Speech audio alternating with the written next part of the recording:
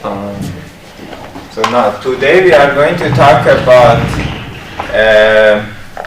basically we are going to continue our discussion. So in the last lecture we finished with metric, which allows us to calculate lengths and angles. Now we want to continue and talk about some local properties of the manifolds, and in particular curvature. But before going to the curvature, we should talk about some other notions like parallel transport and covariant derivatives.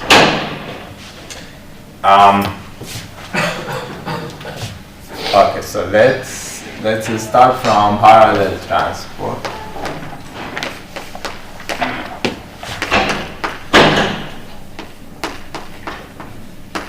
So at the end, when we talk about curvature, then we will introduce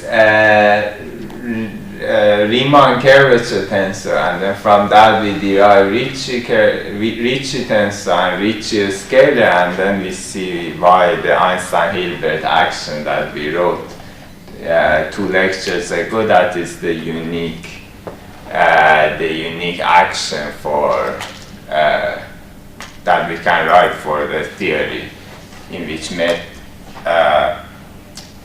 metric is the dynamical variable. Alright, so parallel transport.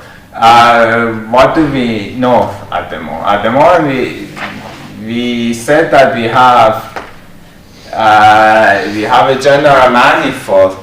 That manifold has we can define vectors on these manifolds, but the situation is slightly different from Euclidean or Minkowski space, in the sense that at every point on the manifold we have to have a new tangent space. So vectors are based at various points. We can talk about if there is a point P on our manifold, then there will be a tangent space Vp, and the vectors that belong to this tangent space. So we can consider a vector that belongs to the tangent space of P. And then if there is another point Q, there will be a tangent space of Q and other vectors that belong to the tangent space of Q.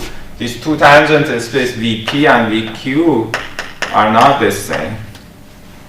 So V, which is in the tangent space of point P, is not cannot naturally be compared with vectors who live in the tangent space of Q. There should be a way to transport this vector who lives here.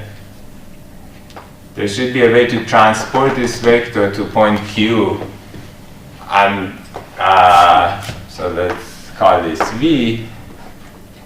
Should be a way to transport it to point Q, and now let's call it V tilde. And then now this V tilde will be a vector that lives in the tangent space of point Q and can be compared with vectors that live there. Okay, so this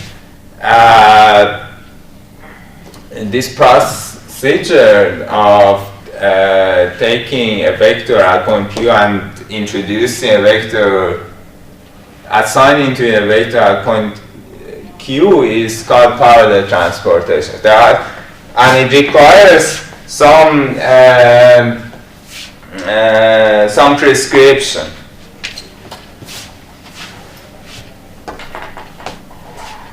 So imagine this point Q is very near point P. But we want to do it infinitesimal. We want to take a vector and move it to a nearby point. So we choose some chart, some coordinate system, and we ask what is V tilde mu in terms of V mu.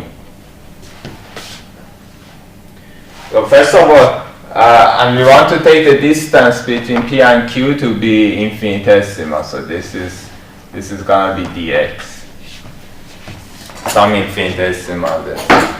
So first of all, this V tilde mu has to be become the same as V mu as we send dx to 0, right? So at 0th order in dx is just V mu.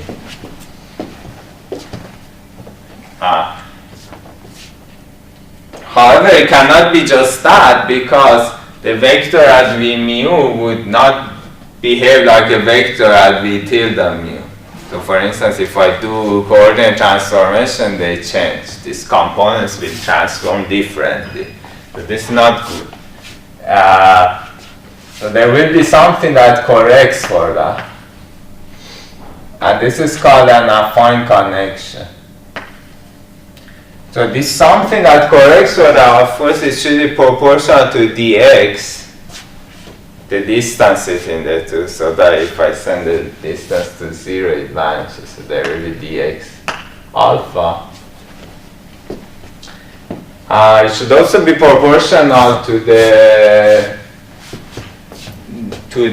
vector itself, because the mismatch of the transformation on the two different points is proportional to the vector. So we want to fix that mismatch, therefore we have to make it linear in V itself.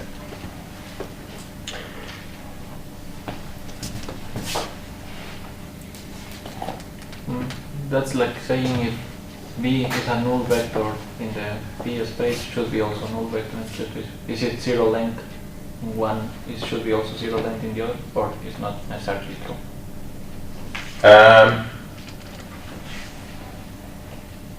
Yeah, that is also an implication. Yeah. But for instance, that would not. That would, for instance, allow you something which is non-linear in V. I'm not taking V to be anything, a small vector, it's just any vector, right? So just requiring that the 0 vector goes to 0, that doesn't imply linearity in V. Why did we say we need to correct from V to V tilde? Because if we perform a coordinate transformation, both sides are not transforming correctly. Right. But why? Because they both were tensors or vectors. They define at different points. Yeah. So transform is different at different points. That's the reason. Yeah, exactly. So you can choose. You can choose different charts or different coordinate systems that transform vectors at two different points differently, and that's what this term is supposed to correct for that mismatch. So remember, this V is defined at point P, and V tilde is supposed to be a vector that lives at Q. So the extra piece is somehow coordinate or chart dependent or independent? Okay. Where it is, so this object, as you see, has some indices, and this under coordinate transformation, this gamma mu alpha beta also transforms, and it transforms in a it does not transform like a tensor, because if it did, then it wouldn't correct with the mismatch between the two. So the point is that this one does not transform correctly. So imagine I do a transformation at point Q. This one does not transform like a vector at point Q. And this one also should not transform like a vector at point Q. So this gamma should not be a proper tensor. And that's exactly how it fixes that transformation. In fact, this choice of gamma is not unique. For any gamma that we have, we can introduce a gamma prime mu alpha beta, which works, which satisfies our requirements. We can define a new one by adding a tensor to it. So if I just add a tensor, rank 1, 2 tensor, then this this new and introduce a parallel transformation there, then I will get a v tilde prime mu, and that v tilde prime mu will also be a good vector, a vector in the tangent space of the new point Q. So adding a tensor, it does basically it keeps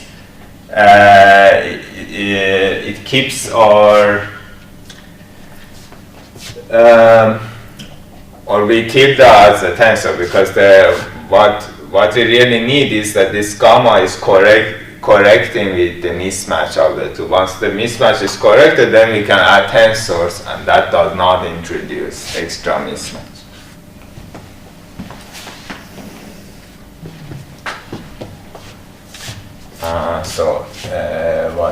What we are going to say, v tilde is now in the tangent space of Q, and if C is C is supposed to be some tensor field. Also, this gamma is supposed to be a tensor field, because this is a prescription that allows us to do this. Sorry, not a tensor field, but a field, in the sense that this object we want to exist everywhere, so that we have a general prescription for doing parallel transform. So this C in this case is a tensor field in the in our tangent space. So how do we show it? This is a field that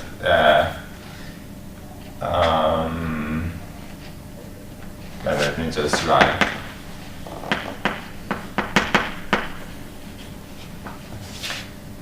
And then if we do that, then we can define v tilde mu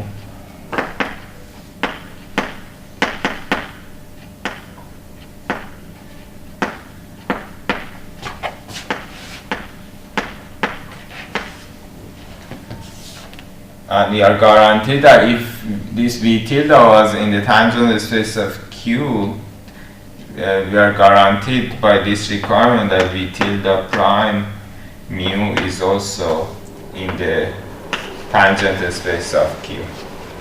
In other words, one other way of saying it is that if we have two different prescriptions for doing parallel transport, now we have this v tilde and v tilde prime. Both of them are living in the tangent space of the point Q, and if we take the difference of the two, it's like taking the difference of two vectors.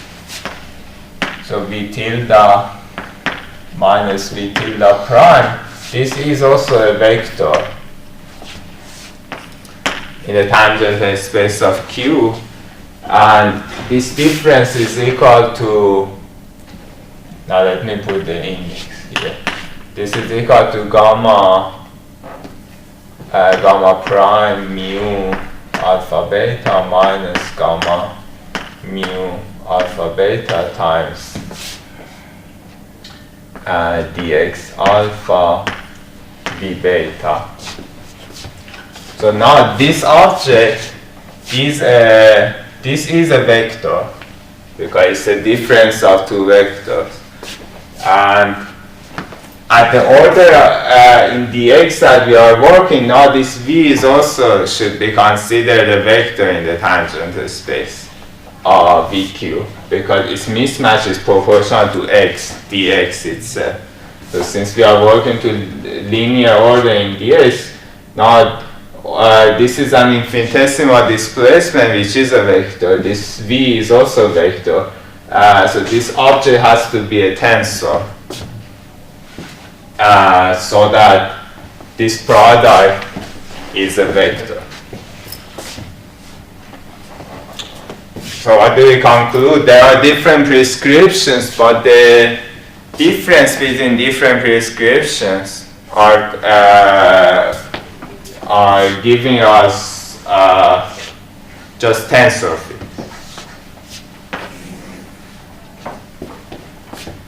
Now, what can we do with this prescription? We can consider a curve Now it doesn't have to be infinitesimal. I can just consider a curve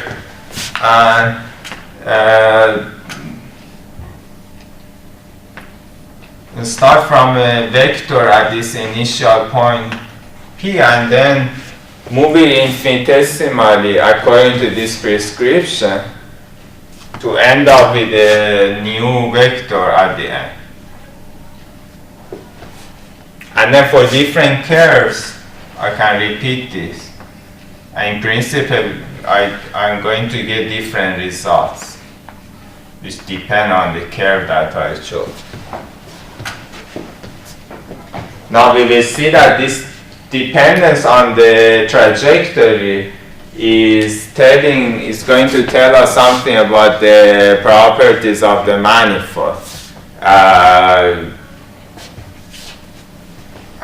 More precisely, it tells us about the curvature of the manifold. So we are going to define curvature exactly using this path dependence of the parallel transportation.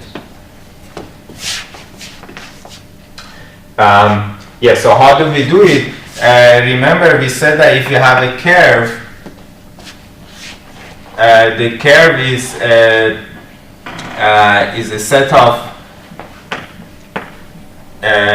a set of points on the manifold which are parameterized by a single variable. And then we have a tangent vector T mu that is given by dx mu dt. So how do we parallel transport a vector? The way we parallel transport it, we basically define the vector as we basically define a vector v mu of t, a vector that lives along the curve, and with the initial condition that at t equal to 0, when we start, this v mu of t is the original vector that we have.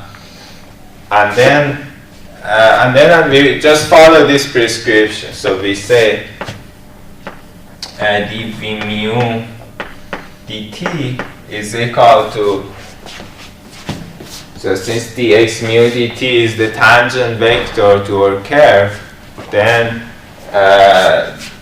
the formula for this v mu of t, the definition of this v mu of t is gamma mu alpha beta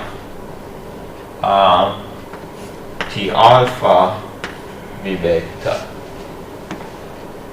Now this is an ODE, a differential equation for v of t. Again with the initial condition that v mu 0 is just v mu at point P.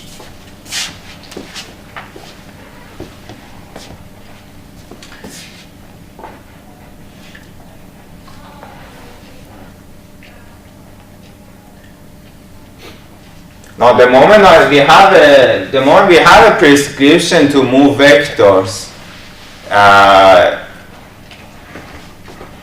to different points, then we can define a covariant derivative. Now, okay, so let's remember what was the problem with taking derivatives of vector fields.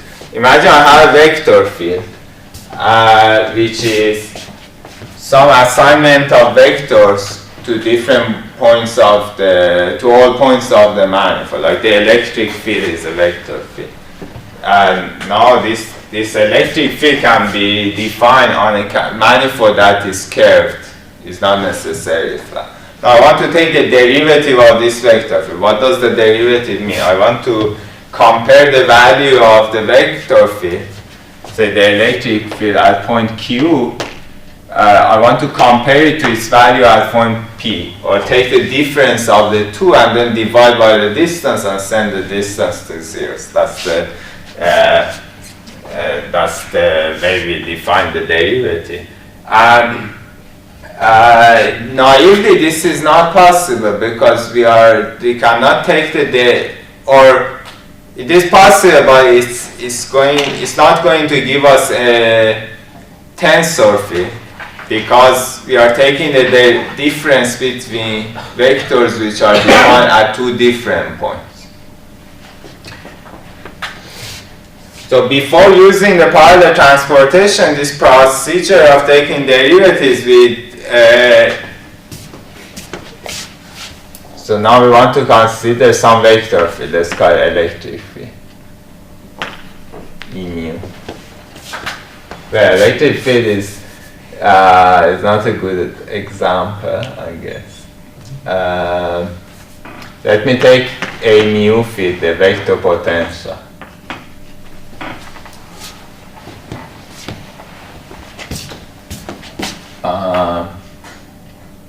Then, for instance, we want to take the derivative. So we know that if we just take the normal derivative, d mu of a mu, that is not going to be correct. That is not going to be a tensor. And the reason is that we are taking the difference of a mu at two different points. However, now that we have the parallel transport prescription for doing parallel transfer, now we can define a tensor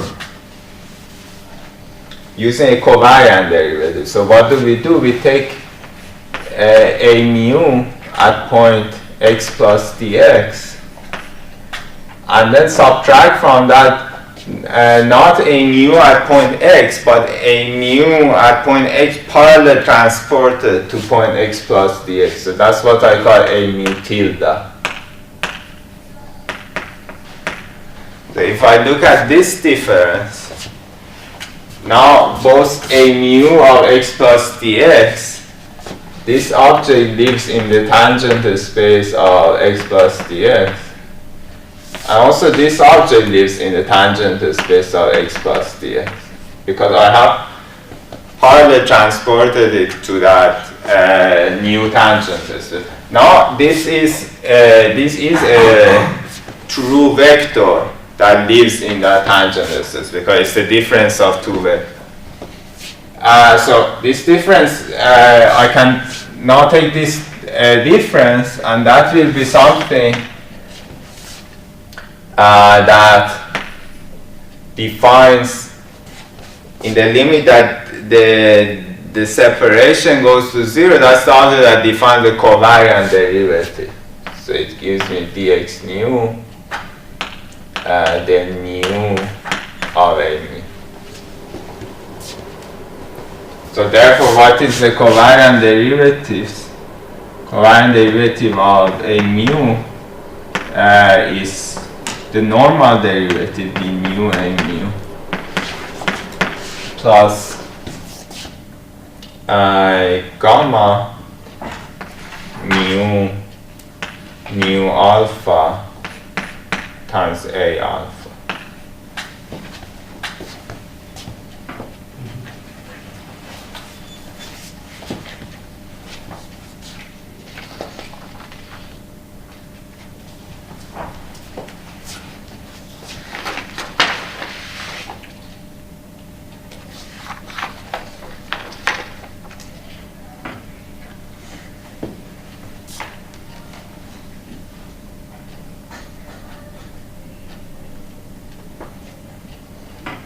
Why we put in the first expression the Christopher symbol in the as a proportionality to the dx and v?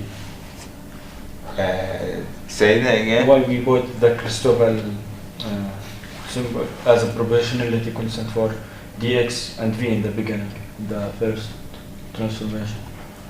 Oh, you're asking why we did that? Yeah. Well, what I argued was I want to introduce this v tilde, which is a vector in the new point. I said that this I have to add some extra term. That this gamma at the moment is just for me an unknown. I see. Okay. It's not the Christopher. It's not that. No, it's not the Christopher symbol. I use the same. I use the same name for it, but at the moment, just think of it as an unknown, which has to be determined. This is our prescription for doing parallel transport.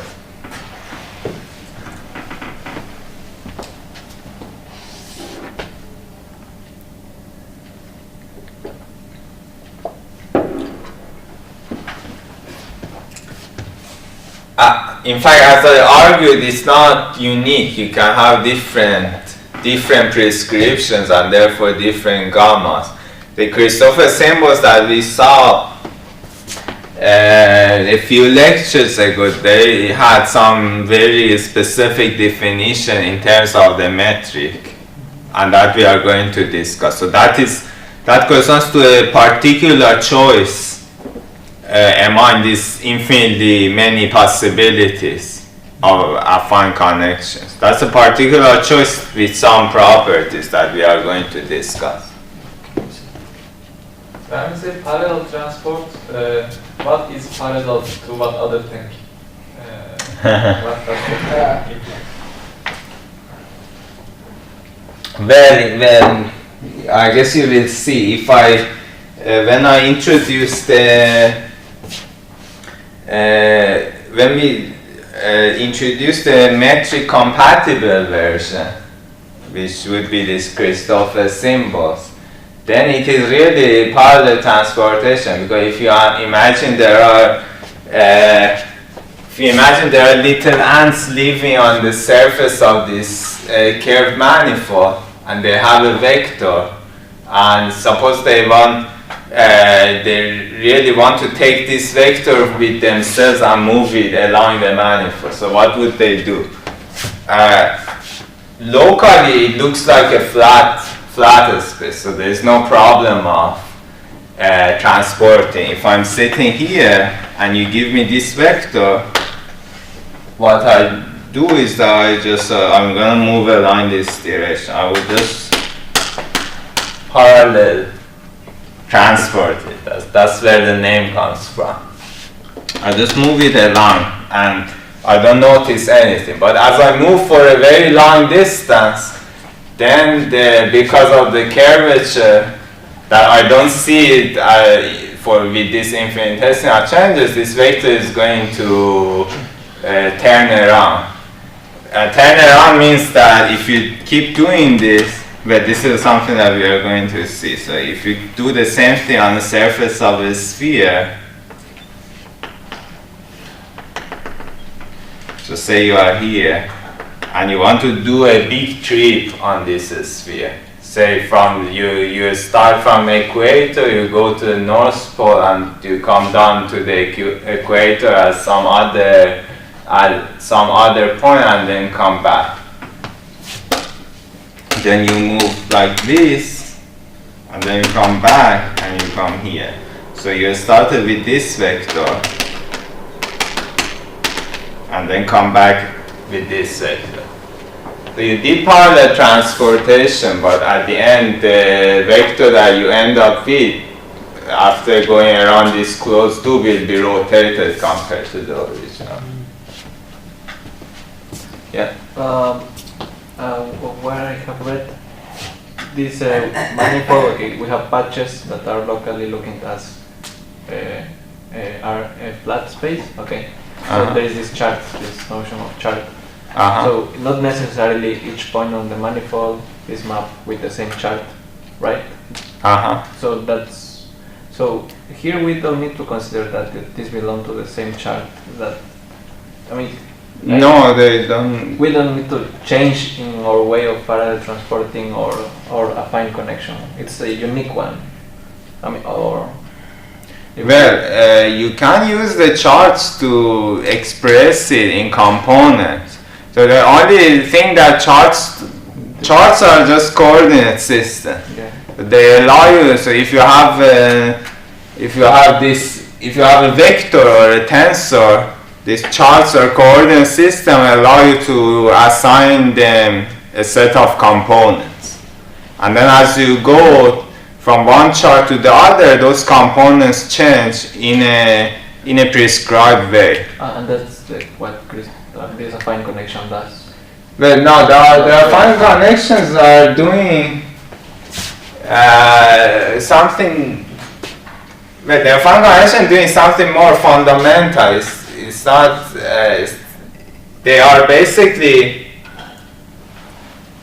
I mean, if you have an affine connection in one coordinate system or one chart, you will have it in all of them. Oh. It's not, except that you have to use the transformation properties to go from one chart to the other. So it's the fact that it change the directions, or it's not because we change the coordinate system in different points. It's more fundamental than that. Yeah, we can change our coordinate system along the way as much as we want. Yeah, so for instance here I never talked about the coordinate system here when I was moving. I didn't. Oh. Okay. The fact that this one is parallel to that is a coordinate independent statement. Yeah, it's not, and also you shouldn't think that if I have a chart or coordinate system that covers some part of a manifold, that does not mean that the manifold is flat in that region. Coordinate system is just a set of some coordinates. Coordinates means addresses for different points. So like you have in Trieste, it's very curved, there are a lot of hills, but you can give address to different places. So here is similar. The fact that you have a coordinate system doesn't mean it's flat. Therefore you need rules for parallel transportation even within one coordinate chart. Now you can use different charts, and then this rule for parallel transportation will look differently in different charts because different coordinate systems. I mean, when I write these indices, it means that I have picked one coordinate system and I'm expressing components in that. But we can write everything independently of the components without indices. Yeah, it would look a bit more abstract, that's why I'm avoiding it. But you can, in principle, write it independently of the component.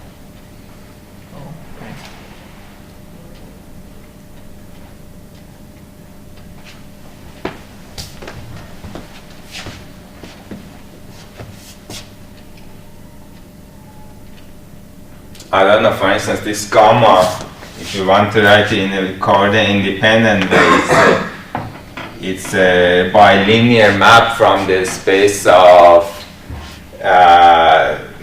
from two vectors into one vector. So this, I guess it's a map from V cross V to V.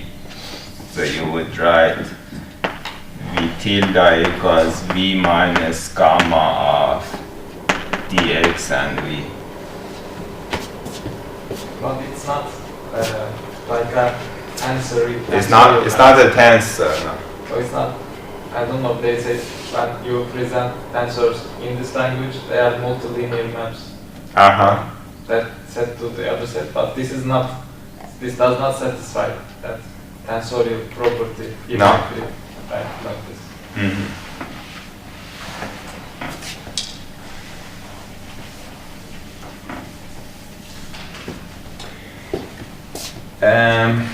Okay, so we talked about covariant derivatives. Now, for instance, when we do parallel transport, in terms of the when we do parallel transport along a curve, so we said that we start from a vector and then we move it along a curve and we introduce a one parameter family of vectors which are defined along the full curve.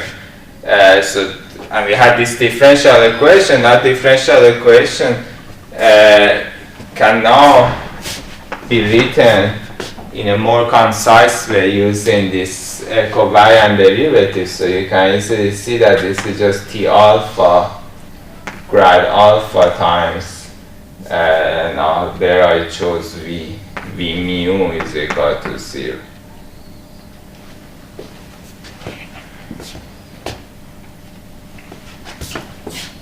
So the first term gives me d by dt, and then the second term gives me this term.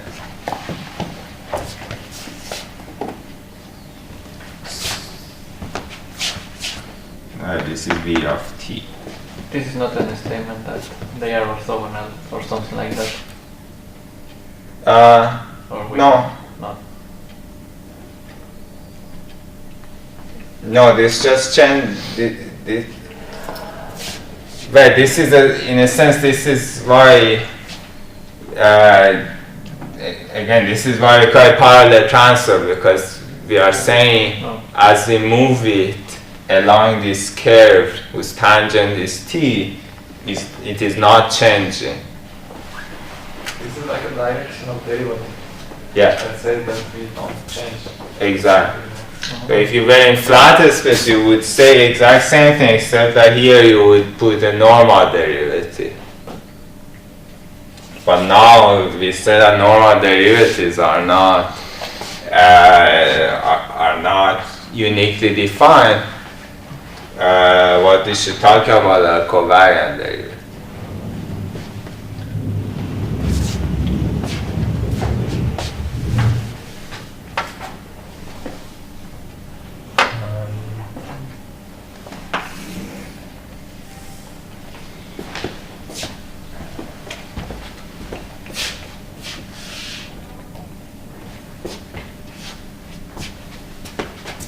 Okay, now we can talk about metric. So far I didn't use the fact that we have a metric, except in this particular example we were implicitly assumed that we have a metric. So if we have a metric, then there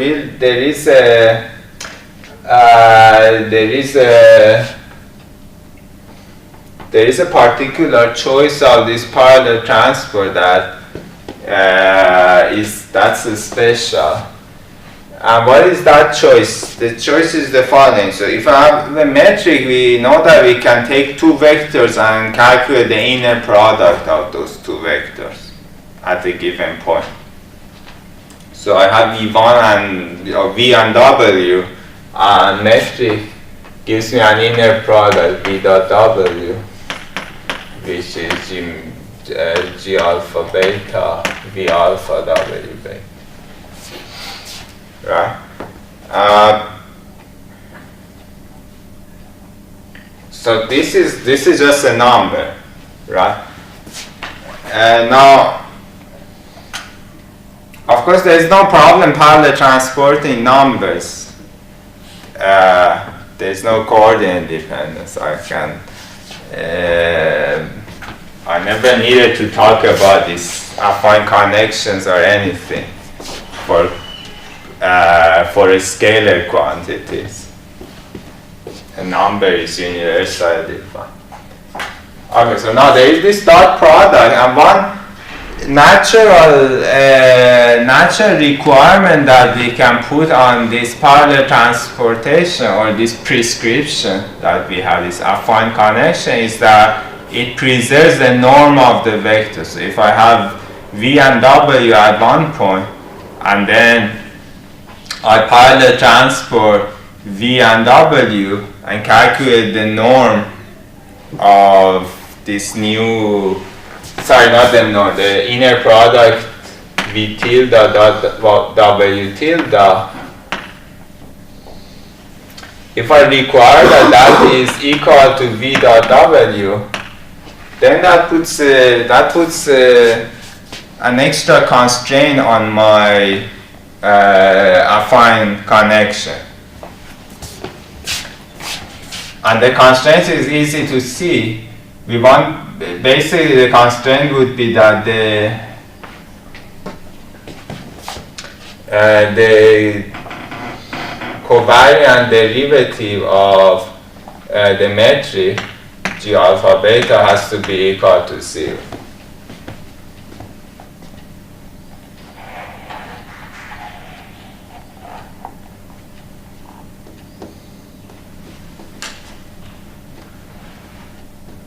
Can we show that by taking the covariant derivative of that number?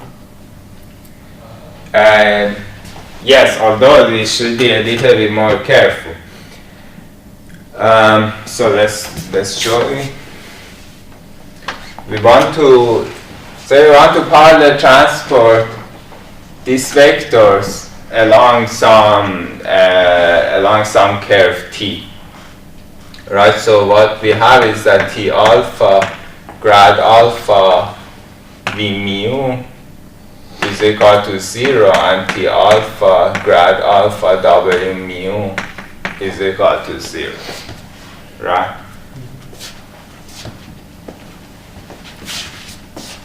So this V and W were defined at one point. I had a curve, I just moved them along that curve using my parallel transform. I define them along the whole curve. Now, what do we ask? We ask what is the change of this scalar quantity, G alpha beta, V alpha, W beta. So we want this inner product to remain the same along this curve, which means that we want this to be 0. Okay, now we can use the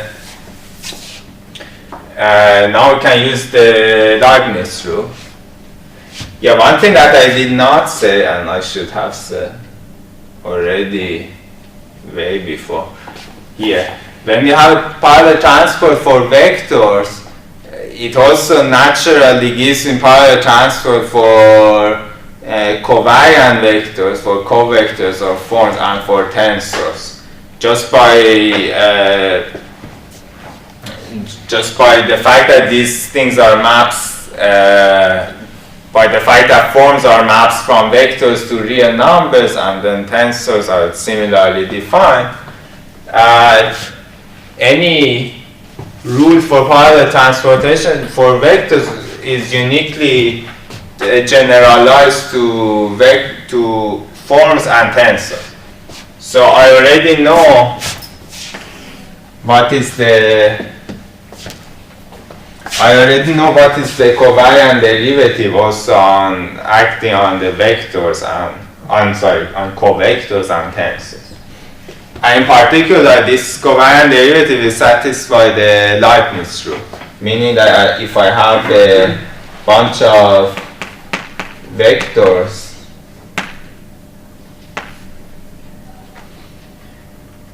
and tensors multiplying each other, this will just be equal to acting for the covariant derivative on the individual one.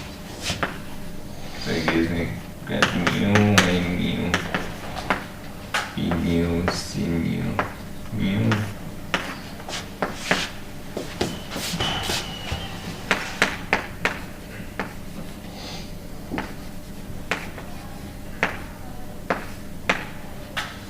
Oh, there are too many mu in this. Let's call this alpha. Alpha. And these do not have to be the same. And mu lambda. Lambda.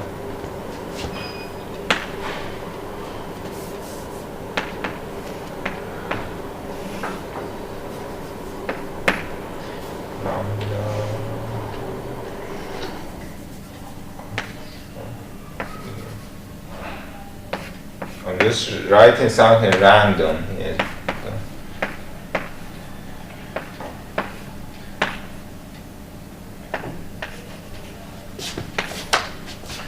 So I'm just saying that the covariant derivative of a product will be sum of the covariant derivative acting on individual terms in the product. This is the usual Leibniz rule that we know.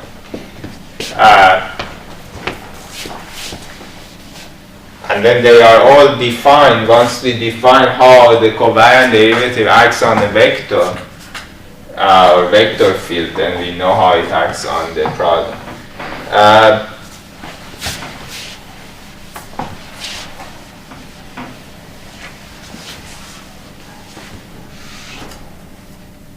So, how about here? Alpha indices. We have too many alpha indices. Too many alpha indices. Yes. Let's call this mu. Thank you.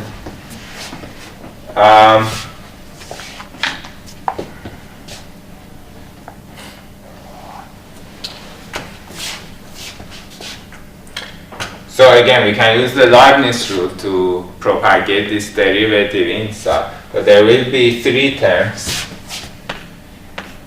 T mu, nabla mu, G alpha beta times V alpha W beta plus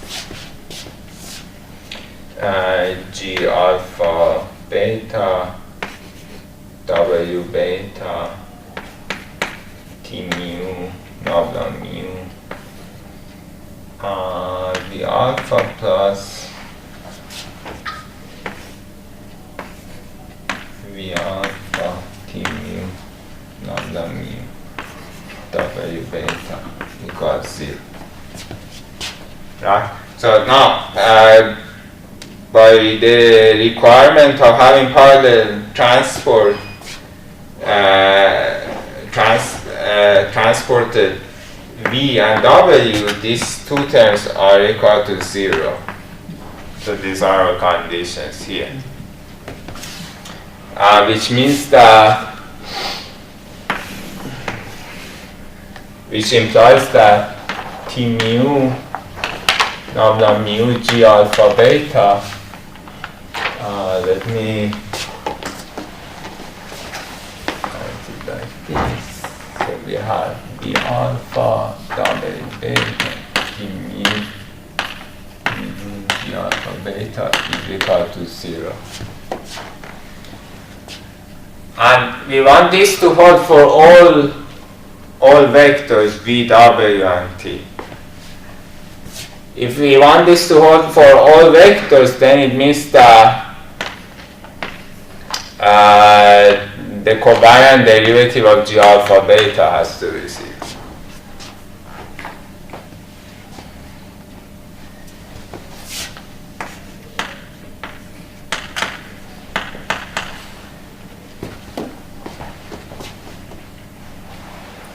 So require that the inner product remains unchanged by parallel transport, then it puts a requirement on my rule for parallel transport. This requirement plus one extra requirement fully fixes these gammas to be the Christoffel symbols that we defined previously.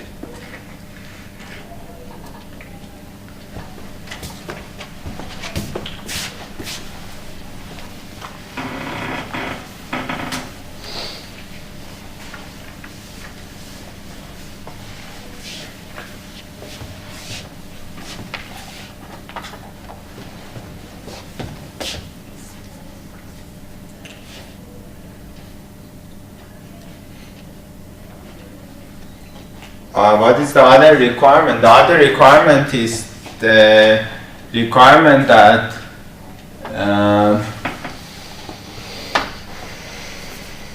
there is no torsion. So what is torsion? Torsion is defined as the difference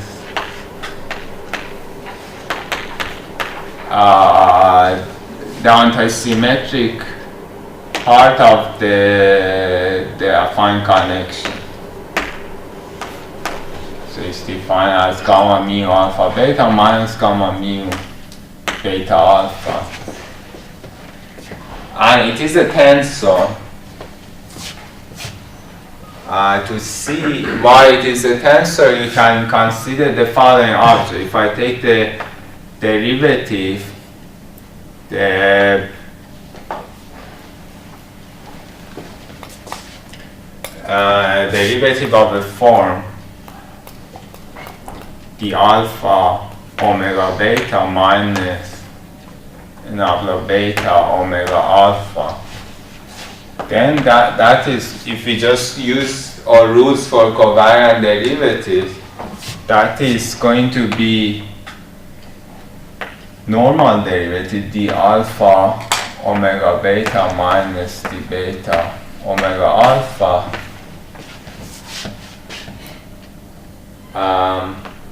minus this torsion tensor.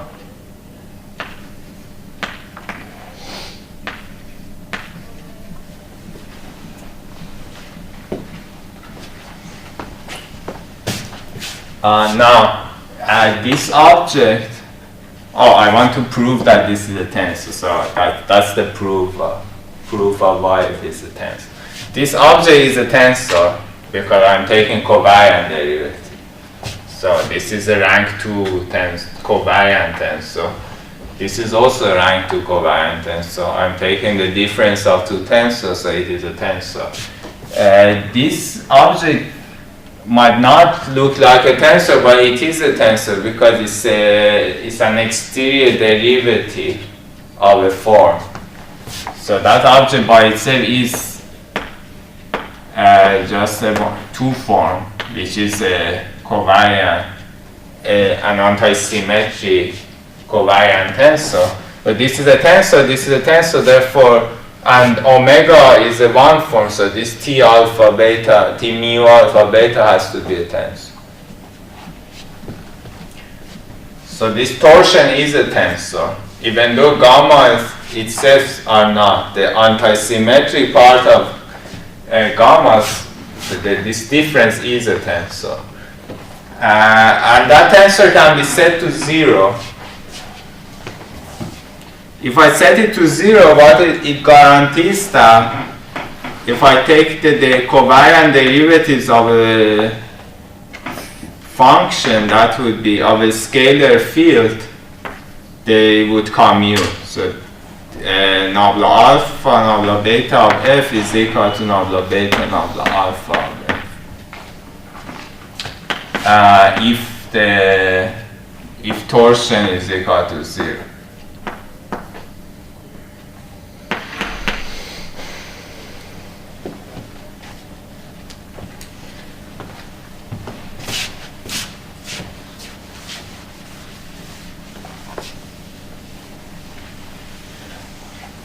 This is only valid for the scalar functions, right?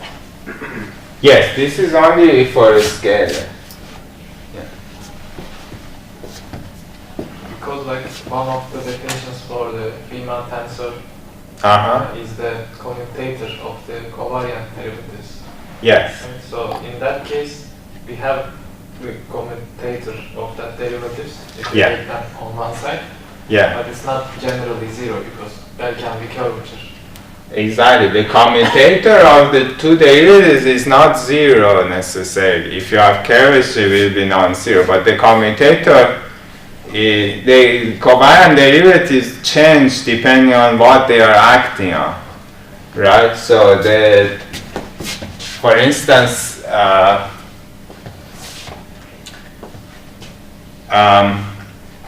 well, you know that if I take the derivative of a scalar, the covariant derivative is just a normal derivative. So we don't have any crystals in there? Well, not in the first one, but then when you take the second derivative, you will have, and that's how torsion appears. Like this difference,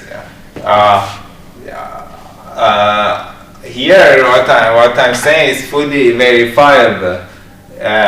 This difference is exactly this difference of the Christoph symbol. You can just plug in the definition for the covariant derivative and verify that this equality, or if you like, this minus this equal to 0 is exactly equivalent to that.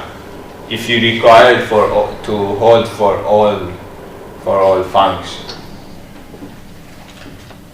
Yeah, so these covariant derivatives depend on what they are acting on. So the fact that they are commuting on a scalar fields does not mean that they are commuting on everything. Okay, however, if I ask that they commute on a scalar fields, so that the torsion is 0, and I ask that my parallel transport or covariant derivative is metric compatible, meaning that it preserves the inner product, then these two uniquely fixed gammas to be the Christoffel symbols that we wrote before. So something purely determined in terms of the metric.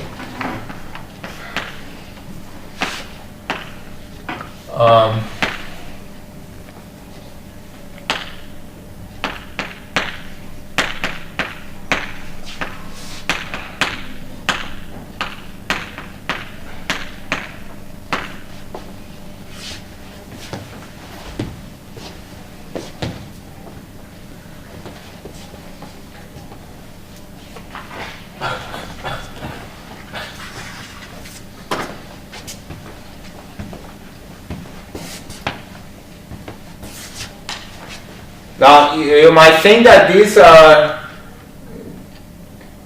are some maybe nice requirements, but not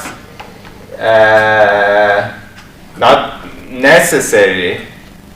These conditions that are imposed. Here they seem to be more for based on taste rather than necessity. So it's true from this approach it's kind of arbitrary. However, if you think about it from the gravitation, from the physical side, when we were discussing it in the past lectures, if you remember there, what we wanted to do was that we wanted to construct a covariant theory using the metric and matter fields. And there it was not, we had some physical requirements that fully fixed this form of covariant derivative. It wasn't up to us. We wanted to do some minimal modification of the theory so that when we go back to flat space we recover our original result. And that minimal modification using this new h mu nu was to replace usual ordinary derivatives with this covariant derivative corrected by this object. So this object there was playing the role of the gauge fields that allow us to define covariant derivatives when we are dealing with charge fields under that gauge symmetry. So from that perspective, there is no arbitrariness. Here, this is something that has some nice properties from a geometric approach.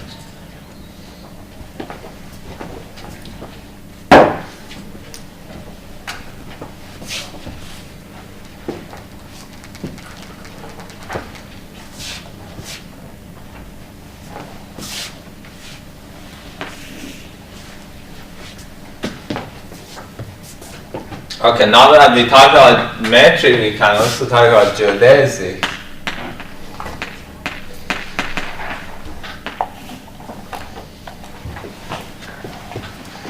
Which are curves that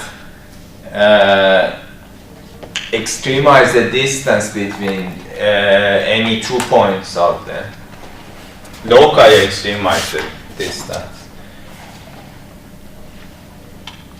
And then there is an equivalent. So what is the equation for geodesic? We have already seen the geodesic equation. It's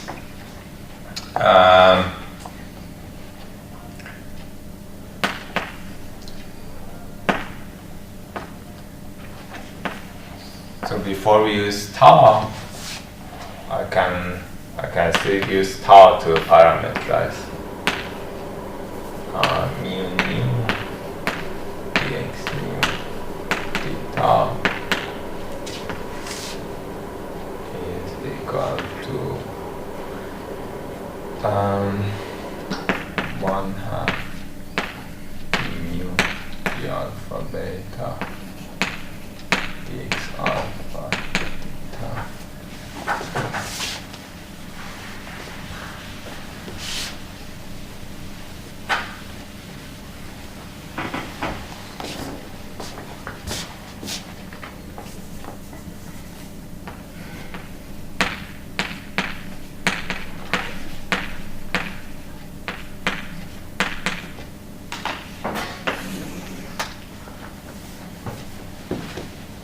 The way we derived this equation was that we actually wrote the expression for the distance between 2 points. Given a metric, we said that we can write this point-particle action that gives us a distance between those 2 points, and then we did a variation of that point-particle action that gave us this geodesic equation.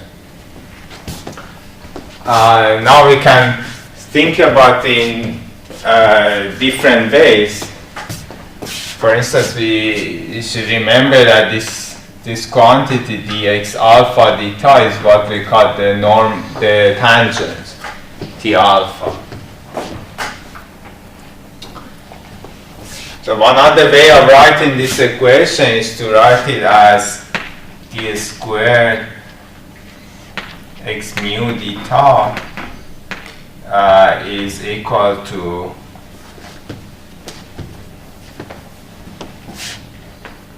minus gamma mu alpha beta dx alpha theta dx beta theta, where gamma is given by that expression.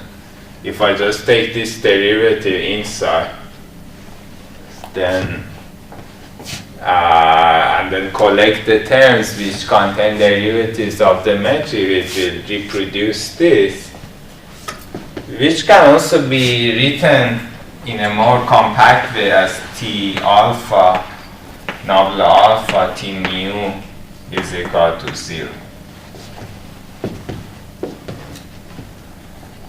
So a geodesic is a curve in which what I do is I pick a vector at some point. I move along that vector, and as I move along it, I parallel transport it along itself.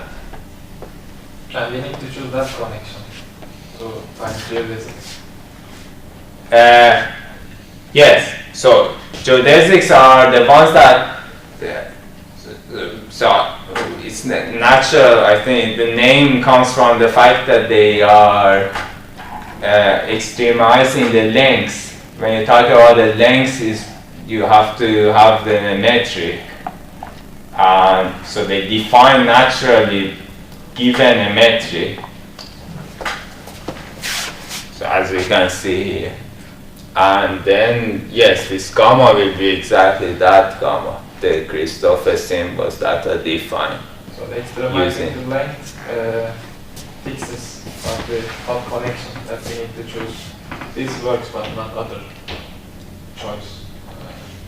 Right, because this is the one that is related to the notion of length. We define length using the metric. So the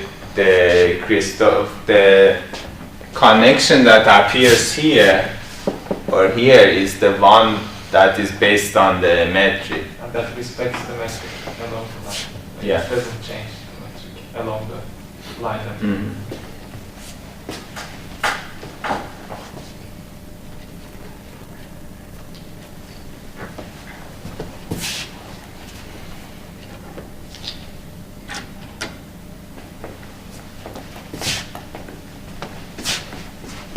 To be more precise, this is called an affinely parameterized geodesic, which means that because if you remember, if I have a curve the curve is parameterized by some real number. Now if I can change the parameterization of this curve. And when I change the parameterization of the curve, then the tangent vector also changes, right? Because the tangent is defined with respect to parameterization. So in principle, by changing the parameterization, so imagine you have a curve that does extremize the lengths between 2 points. By different ways of parameterizing this, you can actually make it not satisfy this equation. Then what would happen is that as you move along the curve, the lengths of the tangent will change, because the different parameterization essentially changes the lengths of the tangent vector. So a non-affinely parameterized curve will transform the tangent, not exactly transform it, but this derivative will proportional to T mu with some proportionality constant. But the statement is that there is a choice of parameterization for which this proportionality constant is 0, and then that is called an affinely parameterized. Okay. Then the parameter of that curve is proportional to the actual length of the curve, the distance between the 2 points.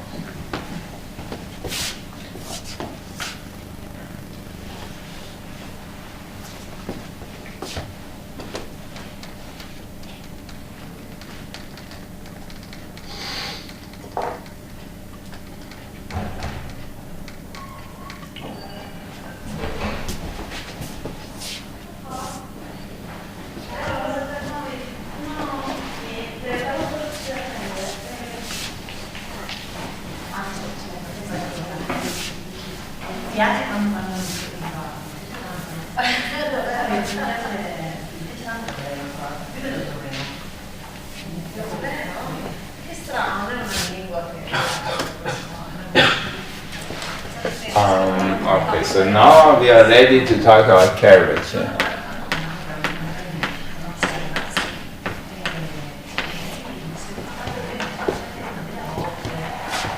So as I mentioned, curvature is the measure of how parallel transportation is path dependent. So what we can do is that we can ask the following question. Imagine I start from the vector at some point. I move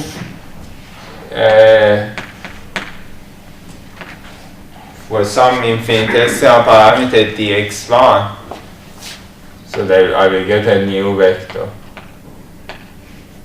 And then I move along dx2, then I will have this. And then I repeat the same thing but in the opposite order.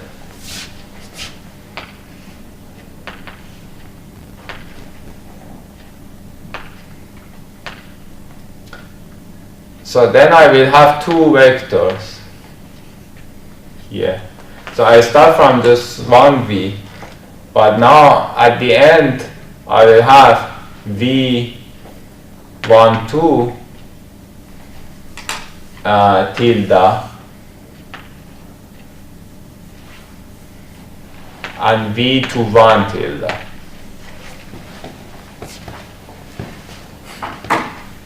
So one of them is the result of parallel transporting along this, and then the other one is the result of parallel transporting along the other. Equivalently, I could ask the following. Let's take this vector and go along a loop and come back to the original point. And then ask what is the result. Now it will be something like v tilde 1, 2, 1, 2 1, 2, 1, 2. So going around this loop. And how does that differ from the original one, V?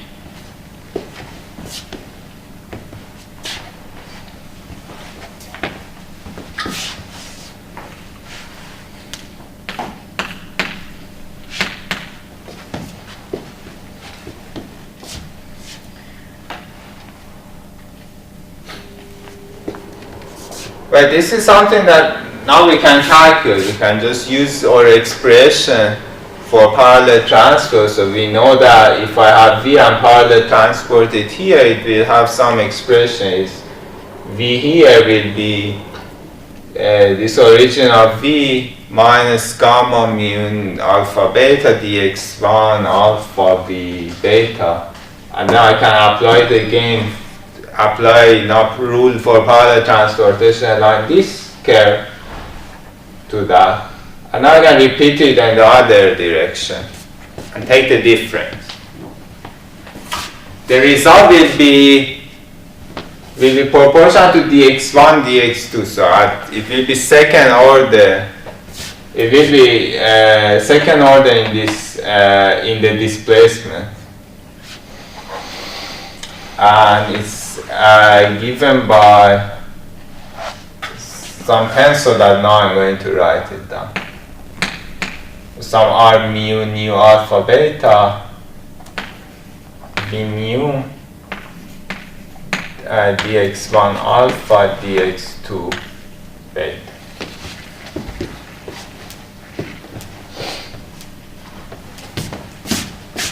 I'm assuming that I'm moving. And this R mu alpha beta is given in terms of the derivatives of our affine connection.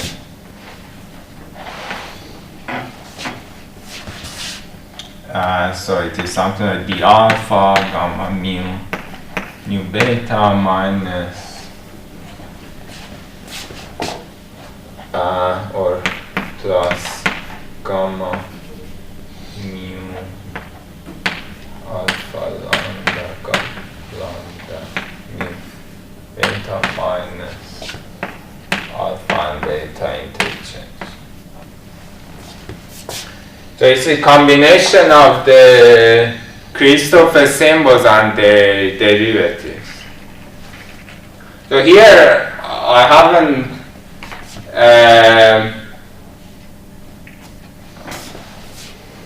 I have just used our expression for doing parallel transport to write this result. I just apply it to that twice.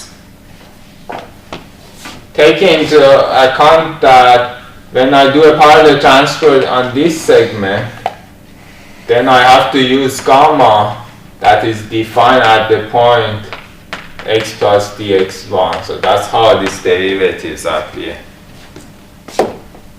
Right, so when I bring my vector here, there will be gamma of x, but then here, when I move it there, I should use gamma x plus dx1.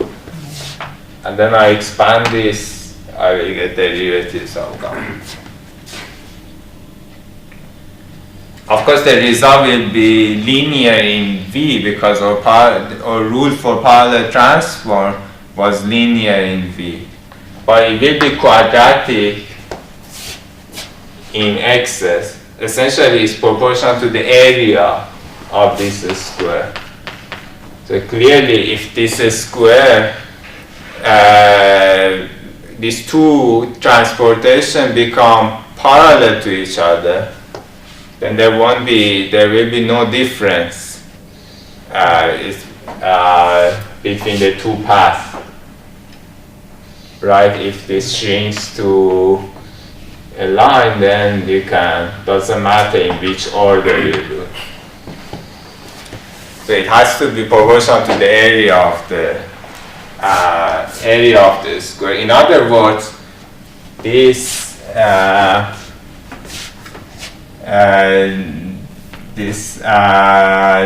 tensor that I have here is anti-symmetry under the change of alpha and beta, which is what I have used here. So if alpha and beta are parallel, I use here.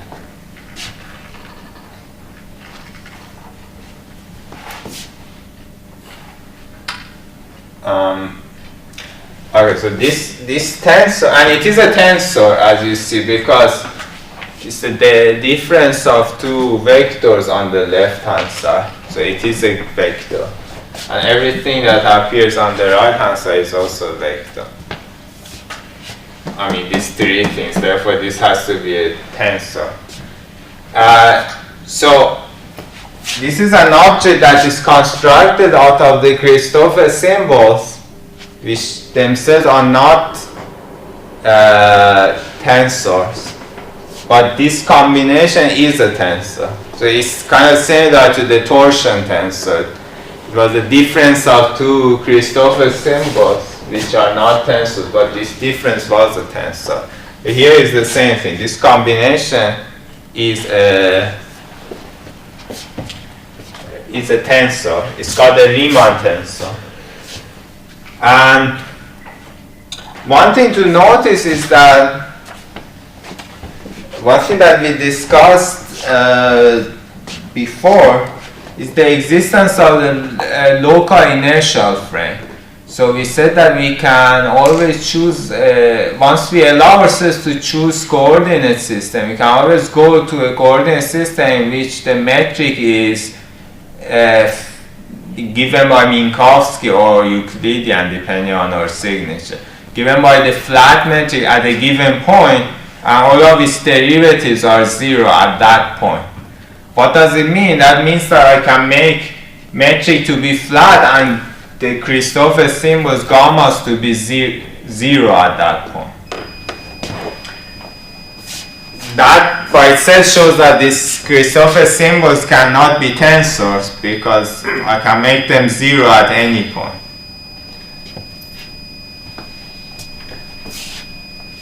Now we can look at this expression. So it's true that we can make the Christoffel symbol 0.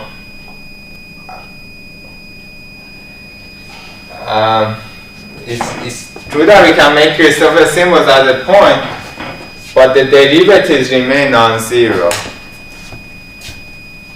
Where does it come from?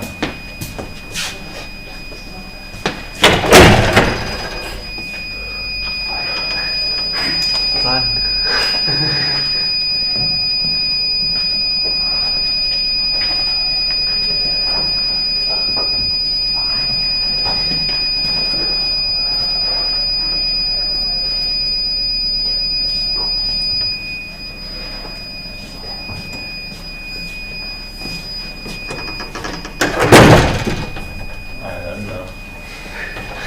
From this box.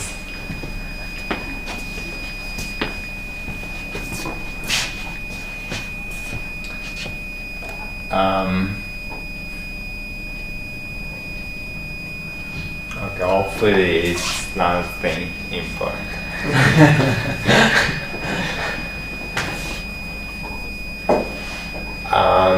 Okay, so we can go to the local inertial frame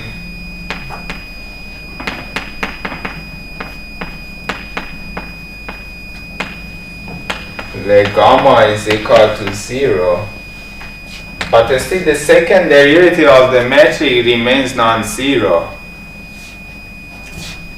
So we cannot make Riemann to vanish at a point. It's not our choice. Riemann is something more intrinsic, so we cannot choose a coordinate system in which it is equal to 0 at a point.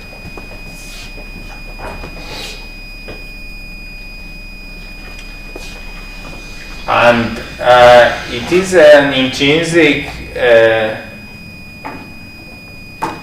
characteristic of the curvature of the manifold.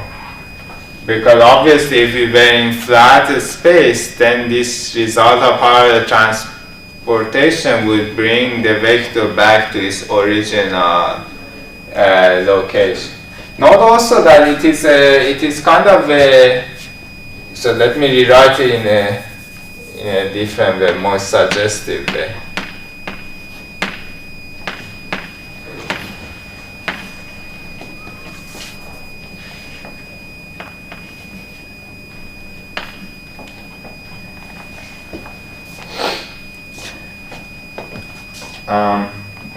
So we said that this Hartley transport is metric compatible, so it doesn't change the length of the vector or the inner product. In particular, it doesn't change the length. Since it does not change the length, this difference has to be just a rotation applied to our original vector because the length hasn't changed. So this is really, this difference is just the result of an infinitesimal rotation acting on the vector. So this object here should be thought of as a generator of an infinitesimal rotation. So from these two we can understand some of the properties of the symmetry properties of Riemann. First of all, it is antisymmetry in alpha and beta.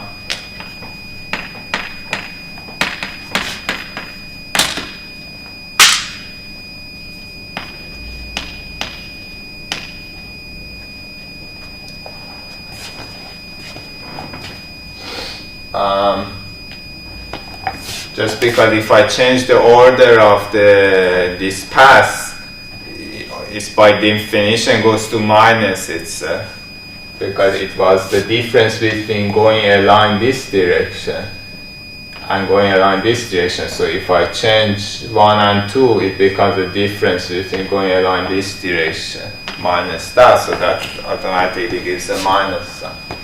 And so now what I did is that I lowered this index using metric. Now if you remember, we said that this is a generator of a rotation, so this mu nu index has to be thought of as a generator of a rotation. Now if you remember, the generators of rotations were antisymmetric if I lower the indices. So it's also antisymmetric under the exchange of the last two. Sorry, the first two indices.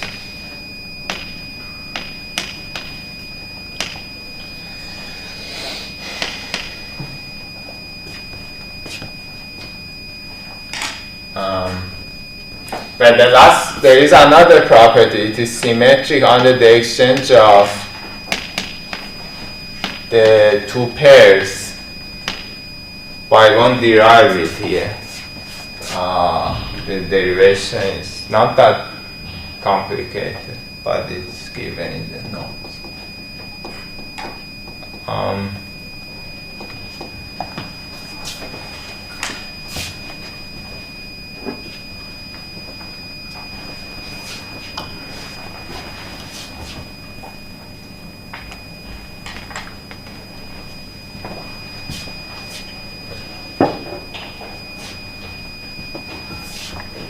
Okay, maybe I'll stop here. Then in the next session we can finish and maybe we discuss some problems.